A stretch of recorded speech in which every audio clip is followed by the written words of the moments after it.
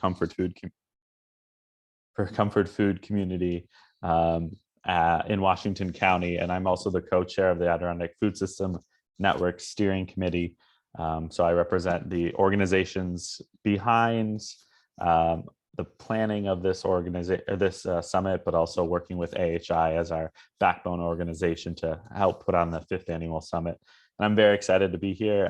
We've put a lot of effort into it. We have a great lineup of presenters and a lot of great topics. So I'm looking forward to those conversations and the discussions about not only how we can further collaboration, inclusion, and our work around the food system in the Adirondack region, but how we can also look statewide and go beyond that with all of our partners.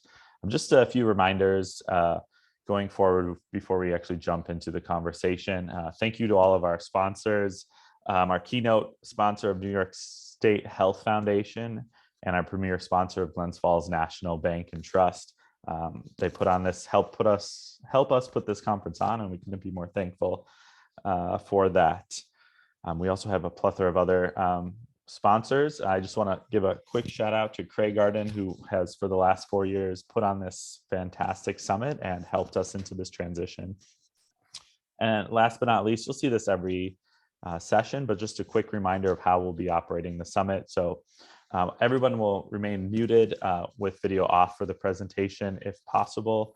Any questions you have, please put them in the chat. We'll have a facilitator actually monitoring that and trying to catch any questions. So when we do have a question and answer time, we'll have that at the end. And of course, we'll be recording, as you can see, this presentation as well as all the ones going forward, and they'll be uploaded to the summit page in the coming weeks. Before we get started as well, I'm going to turn it over to Dave Riamaki at Glens Falls National to a quick welcome and thank you for being here. Great. Thank you so much, Josh. Good morning, everyone. It's my pleasure to help kick off this wonderful summit representing Glens Falls National Bank. I imagine that since we're all fresh, no other sponsor message should be remembered as well as this one, but I believe it's my job as a banker to be a little bit boring. So it could go either way, which I guess is exciting in and of itself. Glens Falls National Bank prides itself on its support of community organizations. Over its 165 years in business, it's supported numerous local charities that help make our region a great place to live and work. Food security has increasingly become a priority of the bank's giving strategy, in fact, which is timely given that inflation on food prices, especially staples such as meat and dairy, has been so severe over the last year. Of course, the bank's primary interest is serving its banking needs of the Adirondack region, including personal and commercial banking, online and mobile banking, and wealth management and insurance needs through our affiliate Upstate Agency Insurance. My email address is part of the meeting invite, so don't hesitate to reach out if I or we can help you out in any way. Personally, I serve on the board of North Country Ministry, a social service organization in Warrensburg and North Creek serving northern Warren County, with food pantries in Warrensburg and Brant Lake. We're excited to be planning a mobile food pantry later this year, made possible by a grant we were just awarded. Meeting the needs of hunger and food security requires creativity such as this. And so I look forward to hearing from the presenters in the panels. Thank you all for your efforts, and congratulations to Adirondack Health Institute for bringing us together for such an important topic. Thanks, Great. Josh. Thank you, Dave, and thank you, Glens Falls National. And to kick off the summit, I want to take a few moments to acknowledge all of the indigenous populations that have claimed ancestral home to the Adirondack region. I'm from the southern part of the Adirondack region, so is ancestral homes of the Mohawk, Abenaki, and Wabanaki peoples. And I invite anybody, if they're comfortable and wants to do a quick land acknowledgement, to put that in the chat and give a shout out to where you're coming in from, but also what indigenous communities have inhabited your location presently. Next, please. So in early 2020, with COVID coming in there, and we had a group of coordinators and organizations come together to address not only the pandemic, but this rising concern about food insecurity in the Adirondack region. So what emerged eventually would be the Adirondack Food System Network. So I'm going to give a quick overview of kind of what that means for our food system, what that means, why you're all here, and why we're putting on such a summit and continuing to put on a summit focused on food justice. All right, so when the pandemic originally emerged in 2020, going into the late summer, there was this need to really address food insecurity. And as many of you know, in the Adirondack region, food security, one of the biggest issues, probably the number one, is transportation, and being such a rural area in the 9 counties of the Adirondack region. We really needed to reassess and come together and work on how we can improve the food system. So factoring in all of these different areas, production, processing, distribution, food waste, and consumers are the 5 core areas of the work we're doing. So when we thought about the food system, when we thought about the gaps and the assets that were there, we decided to really build that into our food system assessment and use those as kind of our platform going forward. All right, next, please.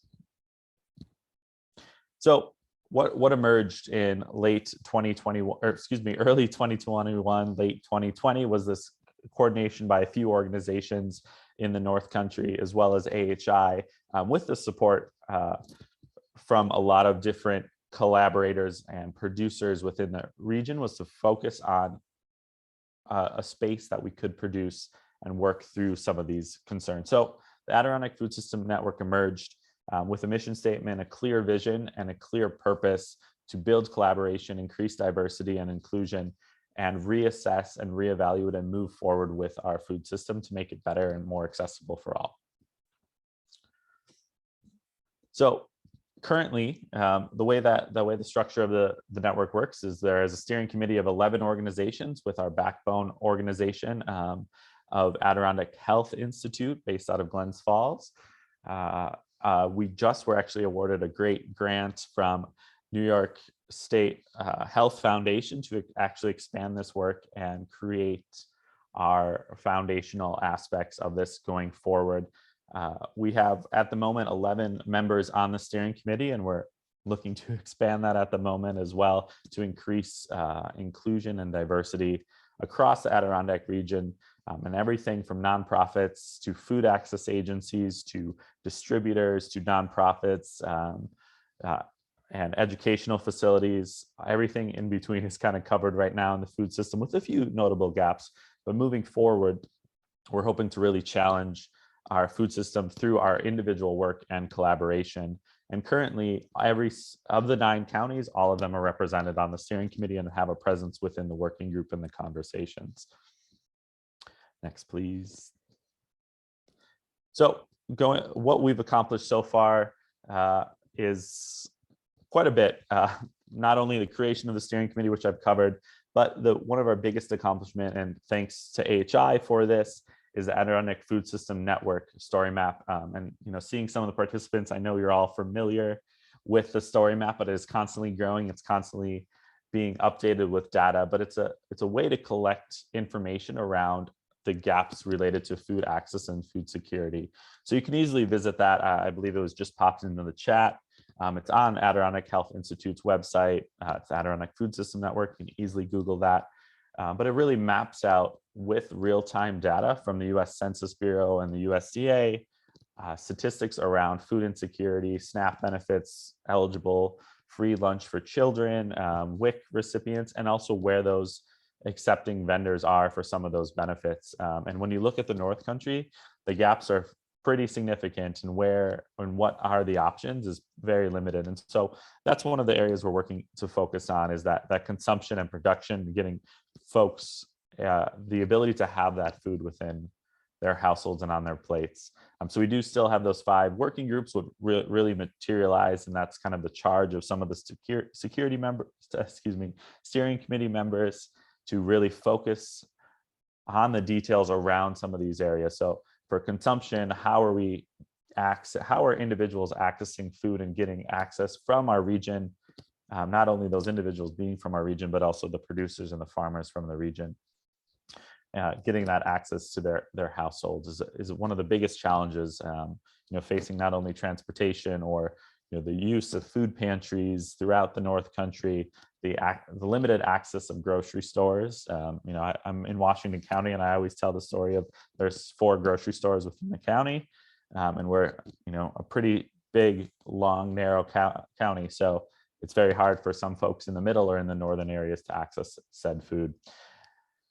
So, but with food access comes all these other areas that we're trying to, as much as we can, hit that intersectionality of all these areas. And so going forward, we're really going to be pushing these working groups and materializing our work around those spaces. Next, please. So I just want to touch on the story map that's available on AHI's website. So these are just some examples of some of the metrics you can kind of play with. For those who really like data, really like a visual mapping of what our region looks like and what are the assets, what are perhaps the gaps, this is the perfect place for you. I'm probably in this website on a weekly basis, just looking at the change in the numbers, everything from the levels of food insecurity to the potential SNAP and WIC vendors. And I think this is probably one of the biggest areas for our next steps, is looking at the availability of fresh produce, which is a lot of what I do. Maybe not so much as some of the other steering committee members, but my work focuses on produce prescription and how do we get fresh food into health centers and libraries, and more food, the better. But if we look at the farthest left photo of the SNAP and WIC vendors, you can see some noticeable gaps, right? So the green is full availability or a wider range of products available for SNAP and WIC recipients to spend their vouchers on. But then you have some middle ground areas of the yellow that they might have a few available items, but not a full range. And then you have the red, where it's a former place that has since disappeared, or there's a Stewart's, but they don't have any fresh food. So this is a really great example of some of the work we're trying to address, and how do we increase access we have plenty of great farmers. How do we increase that access to our folks and resources? And also, how importantly do we support those farmers and make it market viable for them as well? And our steering committee, as well as a lot of our general membership, has been made up of our Food Network resources. So those individuals within the 9 counties that are working together, collaborating, creating very interesting solutions, and many of them you're going to hear about today and tomorrow as well. And I'm very excited that that's going to happen, about what is being done and what are some areas for further collaboration and inclusion of that fresh access to produce. So in 2022 and 2023, looking at the immediate future, we were awarded a generous grant from the New York State Health Foundation that'll really allow us to create a solid foundation of this work and kind of solidify that. And with that grant, it allowed us to fully bring on AHI as the backbone organization. So Nancy Del Mastro is our program manager for the Food System Network at AHI. So and her contact will be with mine as well. So if you have any questions, I'm going to throw you under the bus, Nancy, and you can reach out to Nancy as well. But really going forward is to look at the next 5 years and come up with a strategic plan and blueprint for how we can take our assets forward, and how we can move as an organization, as a collaborative network, and take that to the next step and really work on some collaborative change. And we're going to be working with some consultants on that, and moving forward as well. We really want to not just be another inactive committee, but push that into the realm of, let's change this, let's work on this, let's grow the network and our strength in our region, because we all have a vested interest in this. And adding that some short-term low-hanging fruits that we like to we're aiming towards is really, if you look at the story map, you will see across the board, it is focused on a lot of data around food insecurity, SNAP and WIC, as I've already mentioned, but really working to map our producers and farmers in the region. We pride ourselves, and we've worked really hard during this summit to include as many farmers and producers as we're able. And we have farmers on our steering committee as well. And how can we make their work matter within our own backyard, so to speak? We have some great production happening. How can we use that mutually beneficial to not only support farmers and producers, but also support the work of a lot of our organizations. Always increasing in collaboration and representation on the steering committee is a big one of mine, but also how do we really work to represent the region as well.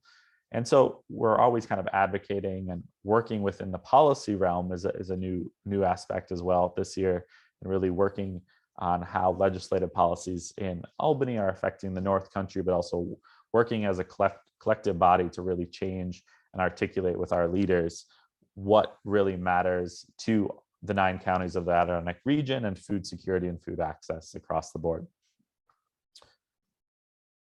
All right, and next. And so, I didn't want to take up too much of your time.